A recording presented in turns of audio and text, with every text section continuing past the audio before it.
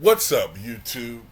This is Too Raw for TV. So before I get into this video, I want to give a big shout out once again to the brother Aram for showing love to the channel for donation via the PayPal. He leaves a note. He says, I grew up with Nate Tiny Archibald, Clinton High School, Bronx, New York. The only player to lead the NBA in assists and scoring in the same year. I think to differentiate, he's the only player to lead the list in scoring and assists average in the same season, because Trae Young led the league in total points and total assists a couple of years ago, I believe it was. So Nate is the only guy to do it in average. I think he did it in totals too, but he did that year too, but he did it in average. So where do you rank him as one of the best point guards of all time? He also won a chip with the Celtics when his career was winding down. I'd love to hear your take. I love this guy. I remember I did a video about Nate sometime this summer. I think it was back in July. I did a video telling you guys how I feel about Nate Tiny Archibald. When I was a kid, Nate was easily a top 10 all-time point guard. I don't have him as a top 10 all-time point guard now, but that actually reminds me, I still have to expand my top 10 list for power forwards and point guards to top 15. I've already done it with my small forwards, shooting guards, and centers, but I have not done it with my point guards and power forwards yet. So I have to do that. Oh man, if I had to rank Nate, well, look, this is my old list, my old top 10 point guard list, or the most up to date. Number 1, Magic Johnson. Number 2, Oscar Robertson. Number 3, Isaiah Thomas. Number 4, Steph Curry. I know a lot of Steph Curry fans going to think I'm shitting on him, whatever. Probably move him up a little bit now, but 5, John Stockton. Number 6, Gary Payton. Number 7, Bob Cousy. Number 8, Walt Clyde Frazier. Number 9, Jason Kidd. Number 10, Steve Nash.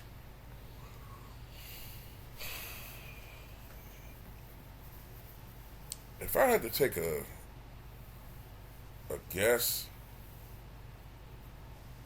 I don't know. I probably have him ranked 12th or 13th, maybe. Because I know I don't have Chris Paul's top 10 right now. I still don't. I don't know. I mean, you can make an argument, maybe him cracking top 10 now. I gotta rethink it. I have to look at it over again, and look at certain achievements, and because I do reward longevity. I don't think longevity is everything, but I do reward it.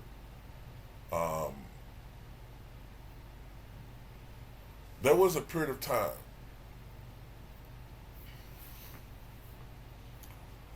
when Nate was the most dynamic point guard in the NBA until his injuries. Nate didn't have the longevity of some of the other point guards. I guess I would rank Nate. I definitely think he's top 15. He's definitely a top 15 all-time point guard in my opinion. Let's look at his resume right quick. Make sure I'm picking up the right Nate Archibald, and not that guy from that singing group turned actor.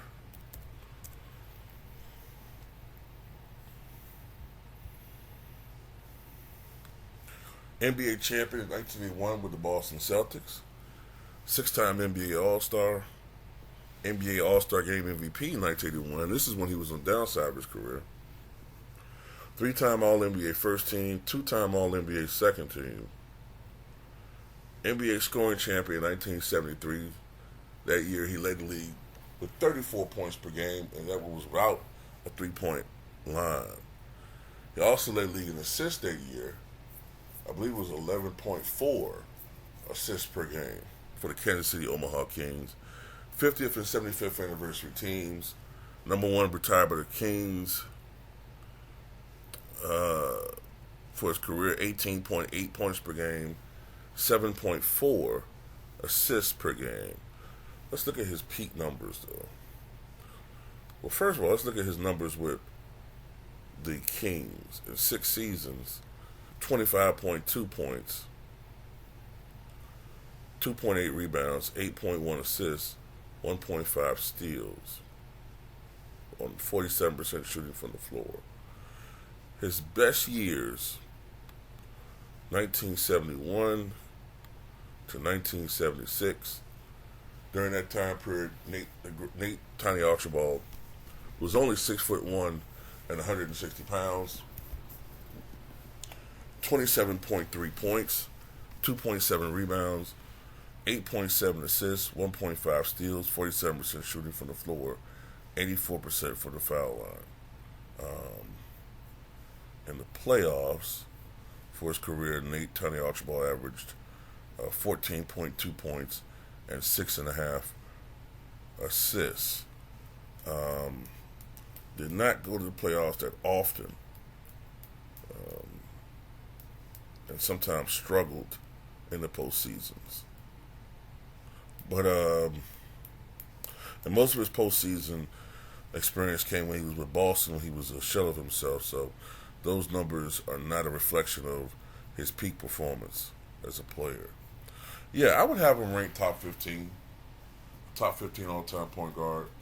Exactly where, I don't know. Maybe 12th, 13th, somewhere in that range. But phenomenal player who just didn't have, because of injuries, the longevity that some of these other great point guards had. And, unfortunately, he played in an era where, when you suffered certain injuries, even when, look, back then, an Achilles rupture, a lot of players didn't come back from that. So you were lucky to come back from it. But back then, it was a death sentence to your greatness. Like, you suffered Achilles rupture back then, you were not going to be the same guy. He could still be perhaps a borderline all-star player, but not a superstar as he was before. But anyway, I hope that answers your question. As far as where I rank him during his prime, one of the elite scorers, backcourt scorers in the NBA, one of the most dynamic players in the NBA, lightning quick, deceptively strong for his size, strong drives to the basket, quick as hell. Maybe the closest thing that era had to an Allen Iverson, but more of a playmaker, not as much of a, don't get me wrong, he had the scoring title, but he wasn't as much of a prolific shooter and scorer as Iverson, though he did have that 1 year averaging 34 points a game. But anyway, that's all I got to say about it. Tell me what you guys think.